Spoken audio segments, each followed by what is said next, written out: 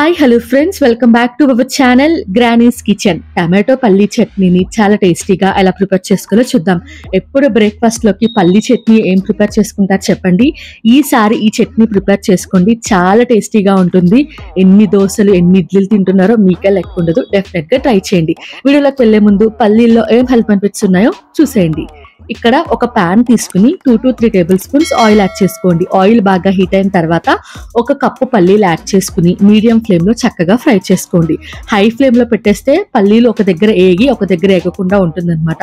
Medium flame లో పెట్టుకుని చక్కగా ఫ్రై చేసుకుంటే పల్లి ఈవెన్ గా ఫ్రై అవుతుంది. పల్లి ఫ్రై చేసుకున్న తర్వాత మిక్సీ జార్ లోకి యాడ్ చేసేసుకుని మిక్సీ జార్ పక్కన పెట్టేసుకోండి. అదే ప్యాన్ లోకి 1 టీ స్పూన్ ఆయిల్ యాడ్ చేసుకుని మీ స్పైసీకి తగ్గట్టుగా పచ్చిమిర్చి యాడ్ చేసుకోండి. నేనైతే 15 వరకు పచ్చిమిర్చి యాడ్ చేసుకుని 2 మీడియం సైజ్ టమాటోలను యాడ్ చేసుకోండి. కొద్దిగా కరివేపాకు యాడ్ చేసుకోండి, ఫ్లేవర్ చాలా బాగుంటుంది. చిన్న నిమ్మకాయ సైజ్ అంత చింతపండును కూడా యాడ్ చేసుకుని మీడియం ఫ్లేమ్ లో పెట్టుకుని టమాటో సాఫ్ట్ గా కుక్ అయ్యేంత వరకు కుక్ చేసుకోండి. టమాటో సాఫ్ట్ గా కుక్ అయిపోయిన తర్వాత ఇది కూడా మిక్సీ జార్ లోకి యాడ్ చేసేసుకోండి. ఒకవేళ మీ దగ్గర ఉంటే సన్నగా కట్ చేసి పెట్టుకున్న కొత్తిమీరను కూడా యాడ్ చేసుకోండి. మిక్సీ జార్ లోకి టమాటో పచ్చిమిర్చి యాడ్ చేసుకున్న తర్వాత 5 వెల్లుల్లిపాయలు, 1/2 టీ స్పూన్ జీలకర్ర, మీ టేస్ట్ కి తగ్గట్టుగా ఉప్పును యాడ్ చేసుకుని కొద్దిగా వాటర్ యాడ్ చేసుకుని గట్టిగా గ్రైండ్ చేసుకోండి. మీరు గట్టిగా గ్రైండ్ చేసి పెట్టుకుంటే ఫ్రిడ్జ్ లో 1 వీక్ పాటు స్టోర్ ఉంటుందన్నమాట.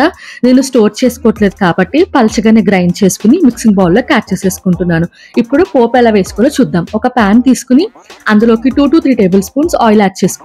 ఆయిల్ బాగా హీట్ అయిన తర్వాత 1 టేబుల్ స్పూన్ మినపప్పు, శనగపప్పు, ఆవాలు, జీలకర్ర యాడ్ చేసుకుని తాలింపును బాగా ఫ్రై చేసుకుని స్టవ్ ఆఫ్ చేశాక దింపే ముందు కరివేపాకు, ఎండుమిర్చి యాడ్ చేసుకుని బాగా ఫ్రై చేసుకున్న తర్వాత చట్నీలోకి తాలింపును యాడ్ చేసుకుని బాగా మిక్స్ చేసుకుని ఇంకా సర్వ్ చేసుకోండి.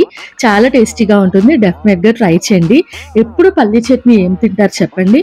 ఈసారి ఈ చట్నీ ట్రై చేసి ఎలా వచ్చిందో నాకు కామెంట్ సెక్షన్ లో కామెంట్ చేయండి. ఇటువంటి మంచి వీడియోస్ కోసం ఛానల్ ని సబ్స్క్రైబ్ చేసుకోండి.